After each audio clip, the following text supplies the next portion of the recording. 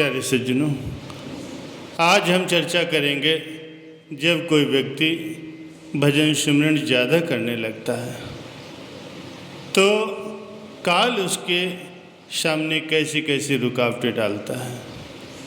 वो कैसे उसकी आमदनी को दुगना कर देता है, उसकी नौकरी में तरक्की कर देता है, दुनियावी काम उसके बनने लगते हैं। और हम चर्चा करेंगे कि कबीर साहब जी ने कैसे एक सत्संगी को सत्संग का महत्व समझाया। निरंतर सत्संग श्रवण करना हमारे लिए आवश्यक क्यों है, और हम ये भी जानेंगे कि परमात्मा हमारी संभाल कैसे करता है, वो हमसे कितना प्रेम करता है। जब कोई भक्त मुसीबत में होता है तो वो उसकी कैसे मदद करता है। प्यारे सज्जनों, जब कोई रूह सत्संग में जाने लगती है, भजन सिमरन पर ज़्यादा जोर देने लगती है, नाम की ज़्यादा कमाई करने लगती है, तब काल समझ जाता है कि ये रूह अब हाथ से छूट जाएगी, यानी ये अपने निज धाम सचखंड को वापस चली जाएगी।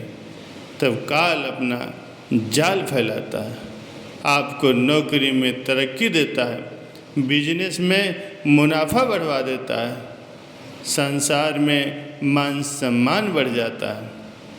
तो आप सोचते हो कि इस सत्संग में जाने से नाम की कमाई करने का फल मिल रहा है, पर ऐसा नहीं है। प्यारे सज्जनों, ये तो काल का जाल है, काल की माया है। महाराज जी फरमाते हैं कि उस वक्त जब आपकी दुनियावी तरक्की हो रही हो तो आप समझदारी से काम लो। अगर आपके पास धन दुगना आ रहा है, आपका मान सम्मान बढ़ गया है, तो आप भी चतुराई दिखाओ। आप अपनी भजन सिमरन की ड्यूटी को दुगना कर दो, नाम की कमाई दुगने जोश से करने लगो, और जिससे आपका दुगना फायदा होगा। आपकी दुनियावी संपत्ति बढ़ जाएगी, आपकी रूहानी कमाई भी बढ़ जाएगी।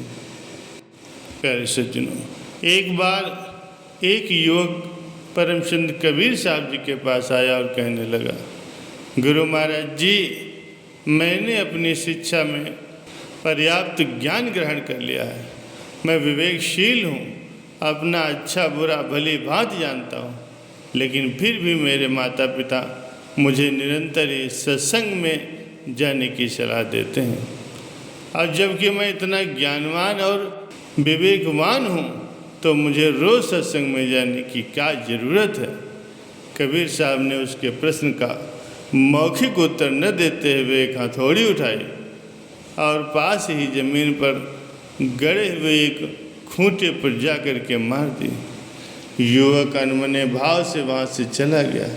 अगले दिन वो फिर कबीर साहब जी के पास आया और बोला, महाराज जी, मैंने आपसे कल एक प्रश्न पूछा था, किंतु आपने उसका उत्तर कुछ भी नहीं दिया, तो क्या आज आप हमारे प्रश्न का उत्तर देंगे?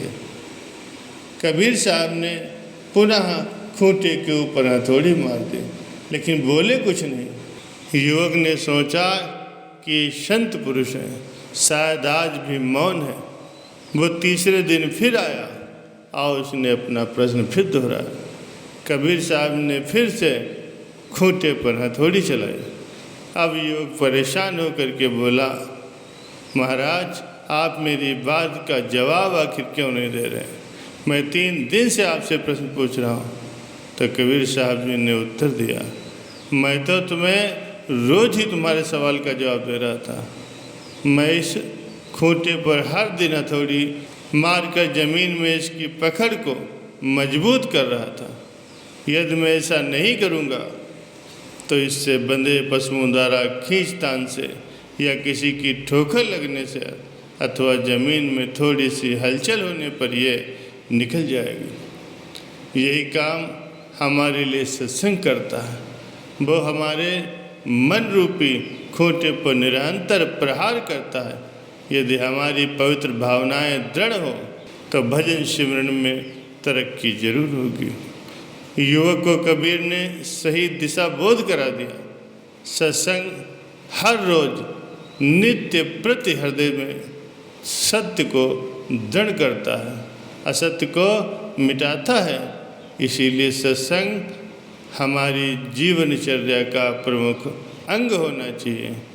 प्रतिदिन सत्संग श्रवण करना इसीलिए संत महापुरुषों ने आवश्यक कहा है, क्योंकि सत्संग में जाने से ही हमें हमारे अच्छे या बुरे का ज्ञान होता है, परमात्मा की पहचान होती है। एक बार बादशाह का वजीर बहुत ही बुद्धिमान और परमार्थी विचारों वाला था। बादशाह ने वजीर से पूछा कि परमात्मा के साथ मिलाप कैसे हो सकता है। वजीर ने उत्तर दिया, महाराज, परमात्मा स्वयं कामिल मुर्शिद का रूप धारण करके जीव को अपने साथ मिलाने के लिए इस संसार में आता है। बादशाह वजीर के उत्तर से संतुष्ट नहीं हुआ और शंका प्रकट की। अल्लाह के पास फरिश्तों की फौज होती है और भी कई साधन हैं, उसे स्वयं इंसान के रूप में यहाँ आने की भला क्या हो सकता है। वजीर ने इस प्रश्न के उत्तर के लिए थोड़ा समय मांगा। बादशाह ने कहा, ठीक है। वजीर ने बादशाह के छोटे बेटे की शक्ल का और आकार का एक बच्चा बनवाया। बच्चे की आया को समझा करके बाहर भेज दिया। जब आया बादशाह के पास से गुजरी तो बादशाह तालाब के किनारे सैर कर रहा था। थोड़ी देर के बाद बादशाह को एक बच्चे के तालाब में गिरने की आवाज़ सुनाई दी। बादशाह को लगा कि मेरा बेटा तालाब में गिर गया है। उसने एकदम छलांग लगाई और तालाब में कूद गया और बच्चे को बाहर निकाल लाया। वजीर ने मुस्कराते हुए बादशाह से सवाल किया, जहाँ पनाह, आपके पास इतने अहलकार और नौकर मौजूद थे, आपने फिर स्वयं तालाब में कूदने की, छलांग लगाने की तकलीफ़ क्यों की। बादशाह कहने लगा, मैं अपने बेटे को डूबता देखकर अपने आप को कैसे रोक सकता था। वजीर ने कहा, बादशाह सलामत, जैसे आपको अपने बच्चे की जुदाई सहन नहीं होती, उसी प्रकार जब परमात्मा रूहों को अपनी जुदाई में तड़पते हुए देखता है तो वो भी रूह के दर्द को सहन नहीं कर पाता और उन्हें इस संसार से मुक्ति प्रदान करने के लिए इंसानी चोला धारण करके इस संसार सागर में आना पड़ता है और सत मार्ग बतला करके, सच्ची भक्ति बतला करके इन संसारिक झंझटों से, 84 के चक्कर से, जन्म मरण के बंधन से मुक्त करवा देता है।